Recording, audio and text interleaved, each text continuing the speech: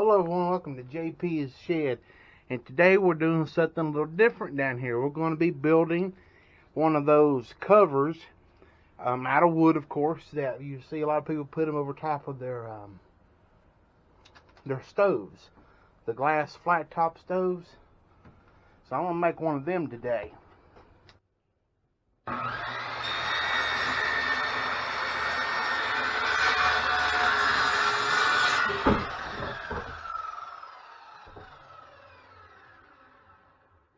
Okay, so I got all my boards, these here cut to the right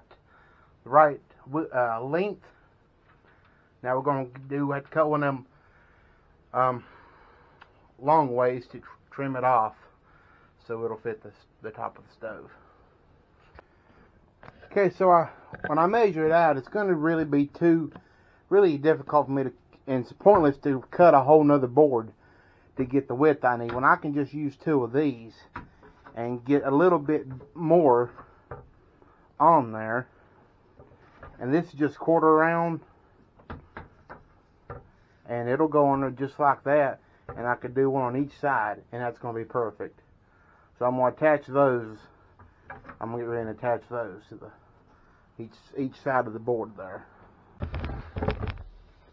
Okay, so that should be a pretty good fit there. It is. Glue on here. Y'all believe wood glue is up to $6 a bottle? JP can't believe it either. Really got meetings when they wanted $7 for a little big can of stain.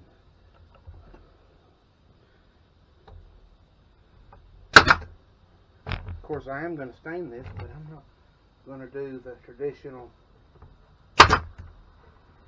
way of staining. A little bit better than that. Yeah.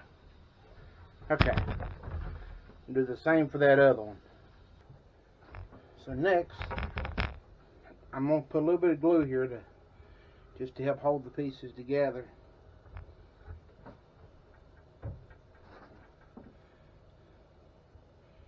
It's going to help smooth it out with my finger too, so I don't get as much of it running off. Too much running off anyway. Now, making sure that both pieces are the right side up, push them together, and then I'm going to attach these pieces here on here. I'm going to dry fit them first here. Make sure this one's right. Okay, that looks good. Put some glue on here.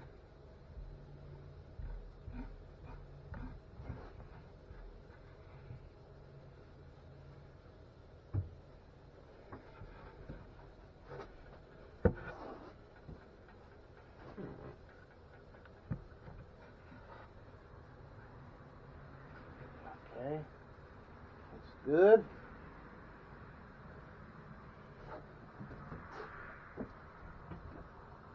Put some nails in it. Whoa, be careful, it'll slide on you.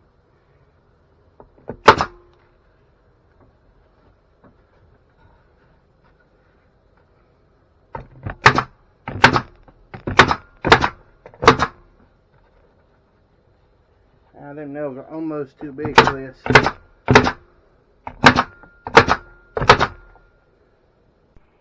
Alright, so I sanded it, and man, it turned out pretty daggum good. I'm highly pleased with this little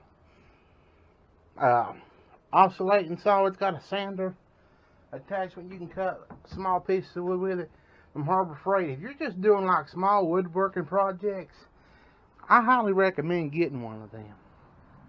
I use it all the time. So anyway, I'm going to put my version of stain on there, which is, this is scratch filler. Old English dark wood scratch filler.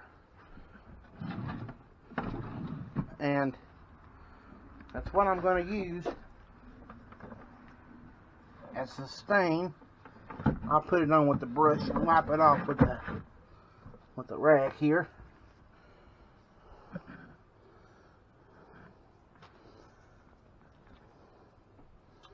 Got a couple of these old rags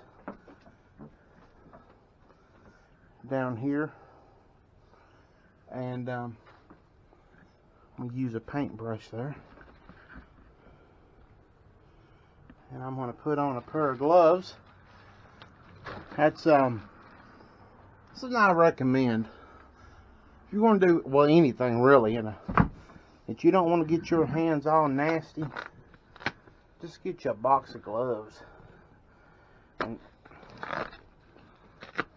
just keep them down in your work shed or whatever. You get the blue ones. The blue ones are better. These was gave to me. These are like medical gloves, but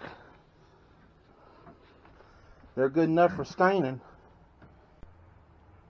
Okay, so this is after I put the quote stain, the Old English scratch filler. That's what I use for the stain. So this is what it'll look like. I am going to put a couple coats of polyurethane on it, but before I do that, I'm going to let it completely dry. I'll come back down in a couple of hours and take this up to the house and put the lawnmower back in here. And then probably tonight, it should be dry enough for me to paint it. I'm gonna paint a stencil on here, and then I'm gonna put polyurethane over top of that. And then I'm gonna attach my handles on here that I got in the felt on the bottom. So as far as I know, this will be the top. From what I've seen in other videos, this is how people's done the top.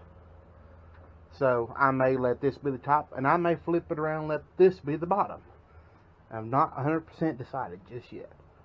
So whatever I decide, you guys will see it before the end of the video. So next we'll be up at the house doing a stencil.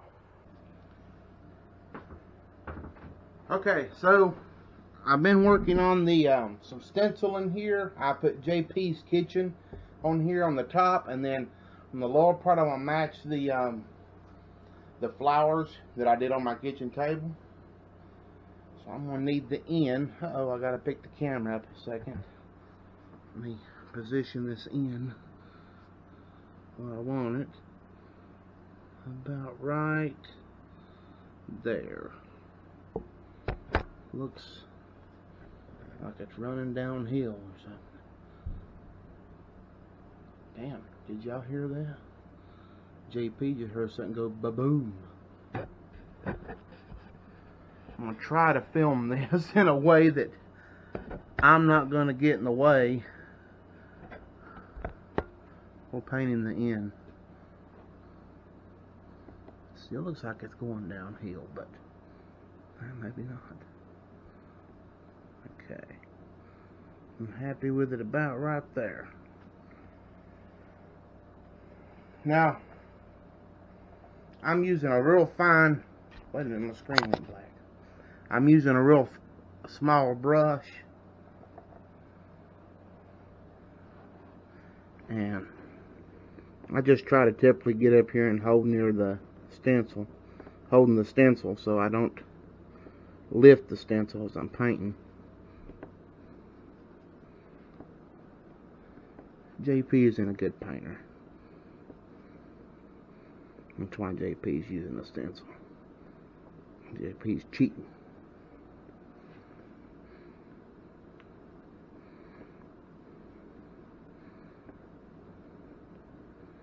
This stencil pack came with upper and lower case stencils, and they stapled them together like something stupid. JP didn't realize that he ripped the packaging open and ripped the lowercase ones. So, good thing I didn't rip the uppercase, because that's what I'm using. Okay, there's our end for kitchen. So here it is, all finished with the stenciling all done. This matches the top of the kitchen table if y'all remember seeing my kitchen table. And I put, I don't know, 4 or 5 coats of polyurethane on the top of this. And then on the bottom, it's got little felt pieces where it sits on the stove so it won't scratch the stove. So then it's got a nice curved edge with that piece of quarter round that I put on the front and the back. Turned out really nice. I liked it. Turned out pretty good. Alright everybody, thanks for watching. Peace out and hope y'all enjoyed the video. Later.